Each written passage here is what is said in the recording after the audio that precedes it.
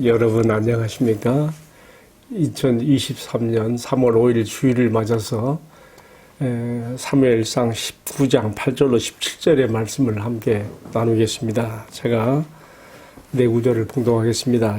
19장 10절 사울이 단창으로 다윗을 벽에 박으려 하였으나 그는 사울의 앞을 피하고 사울의 창은 벽에 박힌지라 다윗이 그 밤에 도피하매 15절 사울이 또 전령들을 보내어 다윗을 보라 하며 이르되 그를 침상채 내기로 들고 오라 내가 그를 죽이리라.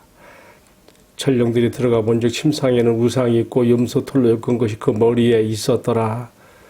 사울이 미갈에게 이르되 너는 어찌하여 이처럼 나를 속여 내 대적을 놓아 피하게 하였느냐. 미갈이 사울에게 대답하되 그가 내게 이르기를 나를 놓아 가게 하라. 어찌하여 나로 너를 죽이게 하겠느냐 하더이다 하니라. 아멘. 봉독한 이 말씀 안에서 저는 크게 세 가지 주제를 생각했습니다. 첫 번째는요, 하나님은 생명의 주권자가 되신다. 두 번째는 선한 거짓말에 대해서 어떻게 우리가 판단할 것인가. 세 번째는 순천자 흥, 역천자 망. 순천자는 흥하고 역천자는 망한다 하는 의미가 들어있죠. 이 세 가지 주제를 함께 생각해 보겠습니다. 첫 번째로 하나님은 생명의 주권자가 되십니다. 지금 우리는 본문의 말씀에서 사울이 다윗을 죽이려고 지금 세 번째 창을 던진 것을 볼 수 있습니다. 앞에 우리가 이미 말씀을 통해서 두 번이나 다윗을 창에 벽에 박혀서 마치 박제된 동물처럼 그렇게 놓고 죽이려고 하는 사울의 너무나 무서운 마음을 우리가 앞에서 봤습니다. 오늘 본문의 말씀에서 또다시 한번 사울은 다윗을 향해서 이번에는 단창을 던졌습니다. 지금 앞에 우리가 19장 8절을 보게 되면요, 다윗에게 지금 전쟁에서 이기고 왔기 때문에 무공 훈장을 수여해도 부족할 판에 창을 던졌어요. 왜 그렇겠습니까? 다윗에 대한 그 두려움, 시기심, 막 이런 것들이 자기를 지금 주체를 할 수 없게 만드는 것이죠. 악한 영이 그를 사로잡으니까 이렇게 될 수밖에 없는 것이죠. 그래서 다윗을 죽이려고 하는 마음이 그렇게 앞서 나타난 것입니다. 꼼짝없이 죽어야 되는 자리에요. 면전에서 단창을 던졌으니까 죽을 수밖에 없죠. 근데 하나님께서 그 생명을 지켜주시기 때문에 다윗이 피하여서 그 밤에 이제 그 사울궁을 떠나게 됩니다. 이것이 다윗에게는 어찌 보면 영영 사울 곁을 떠나게 되는, 사울의 궁을 떠나게 되어서 망명생활로 들어가는 시발점이 된다고 우리가 볼 수가 있습니다. 그 밤에 이제 다윗이 어디로 갑니까? 그의 아내 사울의 딸 밀갈과 함께 마지막 밤을 보내려고 그랬는지 미갈을 찾아갔는데 어떤 일이 벌어졌습니까? 사울이 전령들을 보내서 죽이라. 자객들이 침입한 거지요. 그런데 미갈이 창너머에서 이 자객들을 본 거예요. 그래서 어떻게 하면 살릴 수 있을까? 이제 미갈이 당신이 죽으면 안 된다. 그래가지고 어떻게 하는가 하면요, 지금 이 자객들이 볼 수 없는 그런 쪽 창문으로 이 다윗을 지금 떨어뜨려서 줄에 매달아서 도피시키고 시간을 벌기 위해서 어떻게 했습니까? 침상에다가 사람 형상의 이렇게 모양을 만들어 가지고 염소 몰트로 씌워 가지고 마치 잠들어 있는 것처럼 만든 거예요. 그래가지고 후에 자객들이 들어왔는데 뭐라 했습니까? 다윗이 지금 병들어 있으니 이대로 두라. 병들어 있다. 그래서 자객들이 가서 사울에게 보고하니까 그래? 그렇다면 침상채 내기로 가져오라. 내가 그게 직접 주의했다. 여러분, 참 하나님께서 다윗의 생명을 이렇게 지켜주고 있습니다. 단창에 그렇게 던짐을 당했어도 그거 피하여 살아나는 거 하면 자식들을 보내서 죽이려고 하는데 또 살아나요. 그것도 사울의 딸이 살리는 거예요. 이쯤 되면 정말 하나님의 생명 싸개에 담겨있는 우리가 다윗의 생명을 볼 수가 있고요. 하나님께서 그 생명을 지켜주심에 그가 살아있다. 그의 사명이 있기에 하나님께서 그를 이처럼 살리고 계신다 하는 것을 우리가 여기서 볼 수가 있습니다. 여러분, 그렇습니다. 사명이 끝나지 않은 한 죽을 수 없습니다. 하나님께서는 모든 생명의 주권자가 되십니다. 참새 한 마리가 땅에 떨어지는 것도 하나님의 허락이 없이는 안 된다고 했는데 우리는 정말 풍파 많고 위험이 많은 이 세상을 살아가면서 우리가 우리의 생명을 주님께 맡기고 살아가는 성도의 삶이 되어야 되겠습니다. 두 번째 생각하는 주제는요. 거짓말은 거짓말인데 착한 거짓말, 선한 거짓말이 있어요.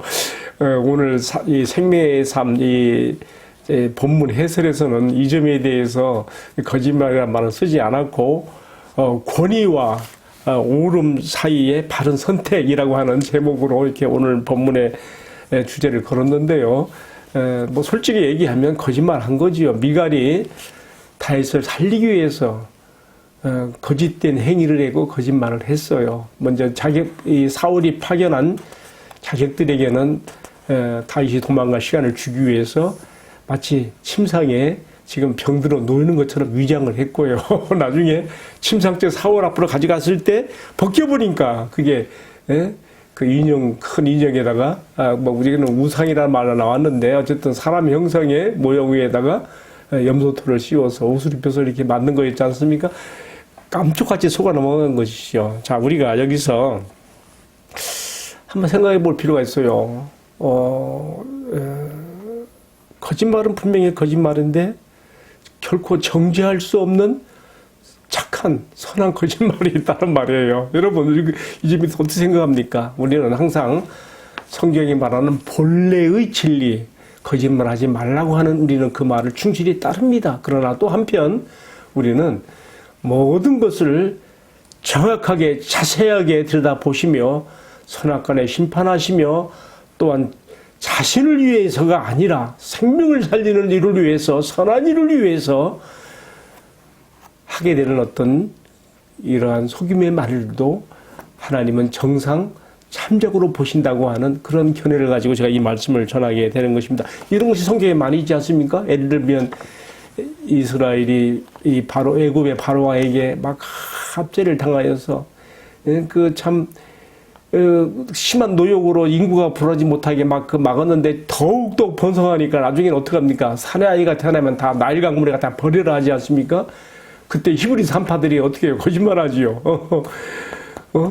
왜 사내 아이를 살리냐 하고 문책이 오니까 히브리 여인들은 애굽 여인들과 달라서 이처럼 산파가 도달하기 전에 미리 출산을 해버리니 저희들도 어떻게 해볼 수가 없습니까? 거짓말한 거지요. 그렇지만 하나님께서 그들을 권념하고 산파들은 하나님을 경외하고 하나님께서는 그들을 권념해 주셨다라고 되어 있습니다. 뿐만 아니라 요수아의 그 여리고성 정복에 앞서서 정탐꾼을 이렇게 보내지 않습니까? 그런데 나중에 이게 발각이 돼요. 이 여리고성 왕이 알게 돼서 막 찾는데 그때 이 여리고성의 기생 라합이 이들을 숨겨두지 않습니까? 수색하는 사람들이 와서 찾았을 때에 그가 정탐꾼들을 숨겨주고 왜냐하면 하나님께 대한 믿음이 있었어요. 그래서 내가 이 여리고성 사람들과 함께 나는 죽는데 내가 함께 따라 죽는 것이 아니라 나는 히브리 이스라엘의 하나님 나 섬기고 나도 그 백성 가운데 들어가리라 하는 그런 믿음 가운데서 살아나지 않습니까? 이들을 살려주는 거짓말하고 살아난 거죠. 이런저런 얘기들 하려면 참 많아요. 또 한번 사무엘하 17장에 나온 얘기인데요. 다윗이 아들 압살롬의 반란을 받아서 멀리 이제 요단강 쪽으로 도망가고 그래서 이제 그 밤에 이제 마하나임표로 가지 않습니까? 가기 전에 두 정탐꾼을 예루살렘 성 안에다 심어놓아요. 누구였습니까? 우리가 잘 아는 대로 두 정탐꾼 요나단과 아히마스라고 하는 두 정탐꾼을 심어놓습니다. 그들이 성 안의 분위기가 어떻게 돌아가는가를 알아가지고 연락을 해야 되기 때문에 그렇게 심어놓은 것이죠. 근데 또 압살롬의 부하들에게 걸렸어요. 정말 이거 큰일 나는 상황에 빠졌어요. 그때 어떤 일이 벌어졌습니까? 바울임의 어떤 집에 들어갔을 때에 그 집의 여인이 이들을 우물 속에 감추고 위에다가 무물 어기 위에다가 아기를 덮고 그다음에 찍은 곡식들을 거기다 널어놓으면서 숨겼지 않습니까? 수색자들이 와서 여기에 들어왔다고 하는데 어디 있느냐 하는데 그 사람들이 지금 저쪽 어느 쪽으로 막 갔다고 거짓말을 해갖고 살리지 않습니까? 분명히 거짓말은 거짓말인데 이런 거짓말을 어떻게 이해할 것인가? 오늘 저 생명의 삶에서는 제가 앞에서 설명한 것처럼 권위와 옳음 사이에서 바른 선택으로서 이렇게 해석해서 말하고 있는데요. 저는 그래요. 이렇게 생각해요. 자기 자신을 위해서가 아니라 정말 사람을 살리는 선한 일을 위해서 하게 되는 거짓말. 이것들은 표면적으로 판단할 것이 아니라 모든 것을 다 들여다보시며 하시는 하나님 앞에서 또 하나님의 정상 참작 가운데서 이 일이 판단받을 것이라고 하는 것에 대해서 주안점을 두고 말씀을 드리게 됩니다. 이제 세 번째 생각해보는 주제가 있습니다. 그것은 제가 오늘 제목으로 걸었던 말씀인데요. 순천자 흥, 역천자 망. 다시 말하면 하늘의 뜻을 거스리는 자는 망할 것이고 하늘의 뜻을 따라 순리를 따라가는 자는 흥하고 존재한다는 그런 뜻이 되겠지요. 오늘 이것이 사무엘서 말씀에 분명히 우리에게서 보여지고 있습니다. 지금 사울은 계속해서 자기 파멸로 가고 있어요. 이미 사무엘을 통해서 2번이나 이스라엘은 다른 나라와 달라서 하나님께서 이 나라의 주권자시며 왕이시잖아요. 왕은 하나님의 통치 매개자란 말이에요. 사무엘을 통해서 이미 2번이나 폐위당했단 말이에요. 그렇다면 사울은 자신의 고향으로 갔어야 돼요. 우리가 사울이 왕으로 나가기 전에 11장 5절에 보게 되면 밭에서 소몰이 하다가 들어오면서 이 지금 나라에 지금 위기가 당한 소식을 듣지 않습니까? 그래서 그 소를 이제 각을 떠고 제사를 드리고 전 지파에게 그것을 고깃덩어리를 보내면서 만일 오지 않는 자들은 이같이 되리라 하면서 했을 때 막 그 많은 이스라엘 군대가 와서 전쟁에 나가게 되지 않습니까? 본래 했던 일이 결의소를 끌고 밭갈이 했던 농부였단 말이에요. 여러분 사실은요 사울이처럼 자신의 다시 본업으로 돌아가 목가적인 생활을 했다면 참 좋을 뻔하였어요. 왜냐하면 그 앞에 이스라엘의 최고의 권력자였던 사무엘도 그렇게 했거든요. 사무엘도 하나님께서 백성이 너무 원하니까 필요하고로나마 왕을 세우면서 사무엘은 물러나지 않습니까? 사무엘은 자기 자리에 연련하기 위해서 계속해서 그렇게 뭉기적거리지 않았습니다. 그는 자신의 고향 에브라임 산지 라마로 돌아가서 우리가 이어지는 말씀에 보게 되면 그곳에 나얏이라는 것은 하나의 일정한 정착지를 말하는데 선지 학교를 세워서 선지 생도들을 키웠다는 것을 우리가 볼 수가 있습니다. 이제 이어지는 말씀에서 보게 되는 건데요. 권력의 정점에서 하나님의 뜻을 따라 내려놓고 고향으로 들어간 사무엘처럼 사울도 했으면 얼마나 좋았겠습니까? 그러나 그는 그러지 못했습니다. 하나님의 나라로서 이스라엘을 바로 이해하지 못했어요. 자기의 그 권력으로 얼마든지 자기 자리를 유지해 나가리라고 하는 그런 의도로 나갔기 때문에 결국 계속해서 자기보다 더 나은 다윗이 등장했을 때에 다윗을 향한 식심과 경쟁심대로 죽이려고 하는 일들을 거듭거듭하지 않습니까? 자객들을 6번이나 보내요. 우리가 뒤에 계속해서 보게 되면요. 자기가 직접 죽이려고 했던 것도 창을 2번 던졌고 단창을 1번 던졌고. 여러분 얼마나 참 무서운 일입니까? 사람의 양심이요. 화인 맞으면 이렇게 되는가 봐요. 정말 우리가 양심이 무뎌지면 안 됩니다. 자기가 악을 행하면서도 그 악이 악인 것에 대해서 둔감해지는 이런 자리에 가서는 안 된다는 말이죠. 제가 오늘 아침에 있던 일 제가 생각이 나서 한번 짤막하게 간증 한번 해보랍니다. 아침에 교회 가려고 이렇게 지하철을 타고 가서 교회가 있는 데서 내려가지고 이제 교회를 향해 가는데 빠른 지름길로 가려고 제가 그 홈플러스 백화점을 들어갔어요. 백화점 들어가서 들어간 김에 용표를 보고 나와서 손을 씻고 있는데 어떤 분이 내 뒤에서 여보세요. 당신 돈 떨어졌어요. 그러는 거예요. 보니까요. 5만원짜리 여러 장하고 만원권 같이 해서 이렇게 두툼한 돈을 내 손에 져주면서 당신이 떨어뜨린 거라 그런 거예요. 나는 혹시 내가 정말 용비 보고 나오면서 내 주머니에 떨어뜨린 줄 알고 아유, 고맙습니다 하고 받았어요. 근데 받아놓고, 이제 밖에 나와서 길을 가다, 내가 내 가방하고 주머니를 뒤집어서, 돈이 있는 거예요. 자, 내가 못 받을 돈을 받았구나. 그래서, 그때부터는 막, 이 양심의 가책이, 가슴에 벌렁벌렁벌 막 뛰는 거지요. 한편, 내 마음속에서는, 에이, 이제 시간도 지나갔는데, 누가 이거 찾으러 오겠어? 그냥 써버리지 뭐. 그런 생각도 들어오는 거예요. 그런데, 내 마음에 깊숙한 정말 진심에는 뭐가 나오는가 하면, 야, 내가 이까지 돈 때문에 내 영혼을 팔고 내 양심이 찔리면 어떻게 돼? 얼마나 큰 손실이야. 막 달려갔어요. 가서 그 화장실 앞에 가가지고 사람을 찾느라고 어떤 남자분이 서 있길래, 혹 당신이 돈 잊어먹었습니까? 뭐라 보니까 그 사람이 좀 깜짝 놀라고 뒤로 막 물러서면서 자기 주머니에 이렇게 넣어보고 이렇게 지갑을 끌고 돈을 보더니, 나 잊어본 거 없어 그러더라고요. 이거 어떻게 하면 좋아요? 그래도 반드시 하나님께서 날 여기 오게 만들었으니까 분명히 잃어버린 사람이 올 거야 생각하고 있었는데, 정말 어떤 키가 짤짤한 사람이 와갖고 두리번 막 찾는 거 있는 거예요. 아저씨 돈 잊어먹었어? 했더니, 그래요 그러더라고. 근데 그렇다고 얼른 줄 수는 없는 거예요. 왜냐하면 진짜로 잊어본 사람인가 아닌가를 내가 확인해야 되잖아요. 그래서 5만 원권 몇 장이에요? 그랬더니 이 사람이 돈 잊어먹고 정신이 황망해서 그런지 한 장이라고 그래.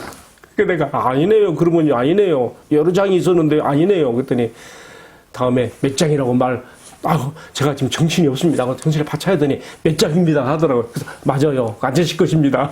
내가 그러니까 줬더니 막 어린아이처럼 막 좋아하면서, 자기 주머니에서 또 비타민 한 병을 꺼내가지고, 내가 우리 아이 주려고 이 비타민 사고 그것이 그 돈을 내가 이렇게 놔둔 건데 내가 흘렸습니다.